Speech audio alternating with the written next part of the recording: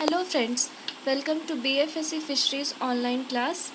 In last class we had learned about the fish aggregating devices. In that we learned about sonar and echo sounder. But in this class we will learn about the net sounding. What is net sounding and what are the uses and how it is used. So let's begin with the topic, that is net sounding. Net sound है or like merely it is an echo sounder, मतलब ये एक eco साउंडर के जैसा होता है जिसमें transducer are mounted on the head line of the net rather than on the bottom of the vessel. जैसे कि इको साउंडर में बॉटम ऑफ द वेसल जो कील होते हैं वहाँ पे ट्रांसड्यूसर लगा होता है, पर यहाँ पे हेडलाइन पे लगा होता है। तो यहाँ हेडलाइन पे भी लगा रहेगा ट्रांसड्यूसर और बॉटम पे भी लगा रहेगा। तो ऐसे को हम लोग कहते हैं नेट साउंडर। तो इसका प्रिंसिपल क्या है, मतलब ये किस प्रिंसिपल पे बेस्ड है? तो ये है sound wave propagation in water. जैसे नेट इको साउंडर में हम लोग देखे थे कि वहाँ प्रोपोगेशन इन वाटर होता था, साउंड का प्रोपोगेशन, उसी तरह यहाँ नेट साउंड में भी साउंड का प्रोपोगेशन वाटर में होगा। और दूसरा सबसे मेन इम्पॉर्टेंट चीज़ है कि हम लोग इसको ट्रॉल नेट में ही यूज़ कर सकते हैं। तो नेट साउंड है, they are mainly used in the trawl net only. And the next is the transducer is installed at the head rope and the body of the net. मतलब जो net के नीचे का पार्ट होता है वहाँ पे ये अटैच होता है। अब हम लोग देखते हैं कि नेट साउंड को और क्या कहा जा सकता है। Net sound is also called as trawl eye और नेट साउंडर और ट्रॉल मॉनिटरिंग सिस्टम। इसको हम लोग ट्रॉल आई भी कहते हैं या नेट साउंडर कहते हैं। फिर हम लोग देखते हैं कि इसका यूज़ कैसे होता है। ये मेनली सबसे पहले जब इसका यूज़ होना शुरू हुआ था नेट साउंडर का, जिसको हम लोग नेट साउंडर भी कहते हैं, वो mainly mid water troll net में यूज़ होता था। लेकिन बाद में इसका यूज़ बॉटम ट्रॉल नेट में भी यूज़ होने लगा। तो इसका मतलब पहले मिड वाटर ट्रॉल नेट में हुआ, फिर बॉटम में हुआ और बॉटम में ज़्यादा होने लगा। लेकिन इसका जैसे ये बॉटम में यूज़ होता है तो इसमें जो जितनी भी बॉटम सरफेस होता है ट्रॉल नेट के यूज़ होने से उनमें बहुत डिस्टर्बेंस आ जाती है, क्योंकि नेट साउंड जो जब यूज़ होता है तो मेनली क्या करता है कि वो नीचे से पूरा बॉटम सरफेस को डिस्टर्ब कर देता है। वो मेनली इरिटेशन पैदा करता है वहाँ बॉटम सरफेस में, जिससे कि फ़िश सारे उसके तरफ अट्रैक्ट होने लगते हैं। तो ये हुआ नेट साउंड का पर्पस, मतलब ये कैसे यूज़ होता है। तो ये जब बॉटम ट्रॉल नेट में यूज़ होगा तो ये मेजर करेगा height of the troll mouth and for ensuring continuous bottom contact, मतलब ये हमेशा बॉटम से कांटेक्ट करके रखता है अपना। यहाँ जो फिगर में शोन है वो दिखाया जा रहा है, हम एक मिनट जूम कर रहे हैं।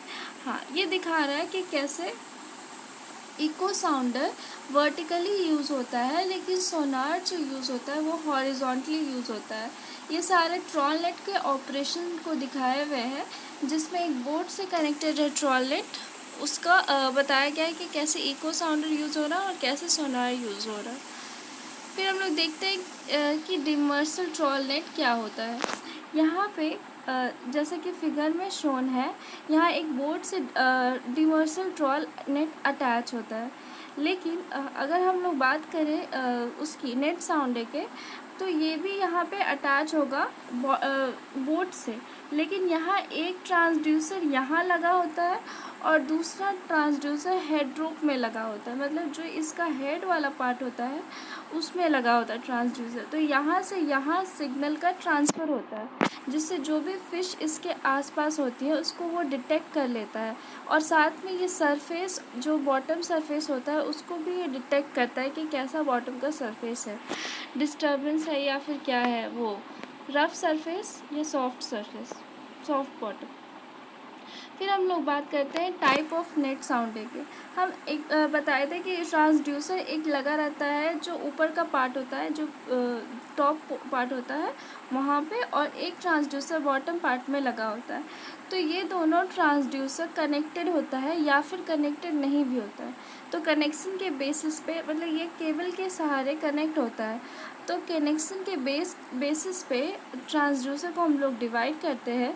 नेट साउंडर को डिवाइड करते हैं। पहला होता है केबल ट्रांसड्यूसर, मतलब वो केबल से अटैच होगा, जिसमें एक ट्रांसड्यूसर अटैच होता है हेड रोप में और दूसरा अटैच होता है लोअर पोर्शन ऑफ वेसल में। तो ये जो अगर यहाँ से ये वायर के सहारे कनेक्टेड है तो इसका एडवांटेज ये होगा कि ये मेनली एक्यूरेट रिज़ल्ट देता है। मतलब यहाँ चांस नहीं होता है कि कुछ भी गड़बड़ हो, क्योंकि वो एक वायर से कनेक्टेड है, तो वायर डायरेक्ट सिग्नल प्रोवाइड करता है, जिससे कि पहले जैसे हम लोग सोनार में पढ़े थे, ट्रांसड्यूसर फिर पहले ट्रांसमीटर फिर ट्रांसड्यूसर और फिर रिसीवर और फिर डिस्प्ले यूनिट में जैसे सिग्नल जाता है नीचे डिस्प्ले यूनिट में जाएगा, उसी तरह यहाँ पे ट्रांसड्यूसर के बाद फिर वो रिसीवर में आता है जहाँ उसका एम्प्लीफिकेशन होता है और फिर वो डिस्प्ले यूनिट में डिस्प्ले होता है। तो यहाँ पे ज़्यादा चांस होता है एक्यूरेसी का। लेकिन ये वायर है क्योंकि, तो और हम लोग उसको वाटर में ले जा रहे हैं, तो ऐसा चांसेस होता है कि ये वायर डिटैच हो जाए, एक ट्रांसड्यूसर दूसरे ट्रांसड्यूसर से डिटैच हो सकते हैं। तो इस कारण हम लोग देख सकते हैं कि यहाँ पे ये इसका एक डिसएडवांटेज है। तो ये एक हुआ एडवांटेज और एक हुआ डिसएडवांटेज। अब हम लोग नेक्स्ट बात करते हैं जो कि वायरलेस नेट साउंड होता है, जिसमें एक ट्रांसड्यूसर हेड रोप में लगा होता है और दूसरा बॉटम सरफेस ऑफ वेसल में, मतलब ये बॉटम सरफेस ऑफ वेसल हो गया और ये हुआ हेड रोप। तो इसमें क्या होता है, ये बिना वायर के कनेक्टेड होता है, मतलब इसमें वायर नहीं है। तो ये कैसे कनेक्टेड होगा, तो एक इको साउंडर से ये कनेक्टेड होता है। यहाँ पे क्या हो सकता है, डिटैचमेंट हो सकता है, क्योंकि ये यहाँ डिटैचमेंट नहीं हो सकता क्योंकि यहाँ वायर से कनेक्टेड ही नहीं है। तो ये जो है वो वायर वाले यानी केबल ट्रांसड्यूसर को ओवरकम कर रहा है, मतलब जो उसमें कमी थी उसको ये दूर कर रहा है। यहाँ पे डिटैचमेंट का कोई चांस नहीं होता। लेकिन यहाँ पे एक और है प्रॉब्लम कि ये लेस एक्यूरेट होता है, मतलब इसमें एक्यूरेसी उतनी नहीं होती जितनी एक्यूरेसी वायर नेट साउंडर में होती है। फिर हम लोग बात करते हैं कि जब हम लोग देखते हैं नेट साउंड और भी ट्रॉल नेट में जब भी वो बॉटम की ओर जब उसको हम लोग वाटर सरफेस में ले जाते हैं, तो वो वाटर सरफेस को जो बॉटम का पार्ट है सी बेड उसको वो बहुत डिस्टर्ब करते हैं।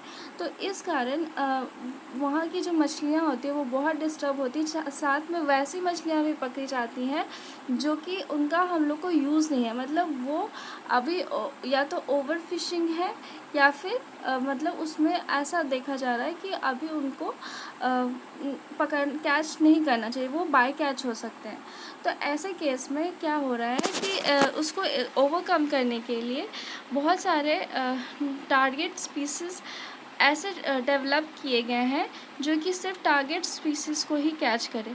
तो ये टारगेट स्पेसिफिक ट्रॉल नेट होते हैं, they are being developed to overcome this eventually. These are speed demersal trawl developed by CIFT, that is Central Institute of Fishing Technology, for operation of FORB Sagar Sampada is a case in point that is developed by Panikkar PA in 1989.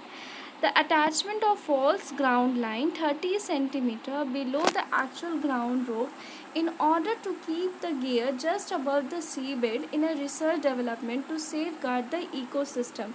इसमें क्या होता है कि जब भी हम लोग जानते हैं डिमर्सल ट्रॉल नेट एकदम बॉटम से खींचते हुए लेके जाता है, तो हम लोग मतलब बॉटम ट्रॉल नेट जब भी हम लोग यूज़ करते हैं, लेकिन अभी क्या डेवलपमेंट हो रहा है कि ऐसा कुछ डेवलप किया जाए कि वो बॉटम से थोड़ा ऊपर हो, मतलब वो 30 सेंटीमीटर बिलो एक्चुअल ग्राउंड रूप में हो, सो दैट जो गियर को वो टच मतलब वो सी बेड को टच ना करे, just above the sea bed हो। इससे क्या होगा कि अनवांटेड फिश कैच नहीं होगी और साथ में जो बॉटम सरफेस को हम लोग डिस्टर्ब करते हैं वो नहीं होगा। तो इसके लिए हम लोग ये लॉन्च हुआ है। साथ में लार्ज इसका जो मैश साइज़ होता है, ऊपर का जो 4 पार्ट होता है गियर का, उसका मैश साइज़ भी लार्ज होता है। ऐसा डेवलपमेंट हुआ है CIFT द्वारा। और ये गियर हमेशा 2 to 3 मीटर अबव बॉटम होता है और साथ में ये टारगेट करेगा और जो भी हम लोग को जिसका कैच है यानी टारगेट स्पेसिफिक होगा, जिसका हम लोग कैच है उसी का हम लोग टारगेट करेंगे। मतलब जिसका टारगेट है हम लोग उसी का कैच करेंगे। तो ये हुआ जो कि डेवलपमेंट हुआ है बाय CIFT। तो आज हम लोग इतना ही देखें। हम लोग देखें कि नेट साउंड क्या होता है, उसका पर्पस क्या है और ये बॉटम ट्रॉलेट में कैसे यूज़ होता है। हम लोग उसका टाइप्स देखें। लास्ट क्लास में हम लोग इको साउंड और सोनार के बारे में पढ़े थे। अगर आपको मेरा वीडियो जानना है इसके बारे में then please check my YouTube channel, and if you like it then please subscribe it. Thanks for watching.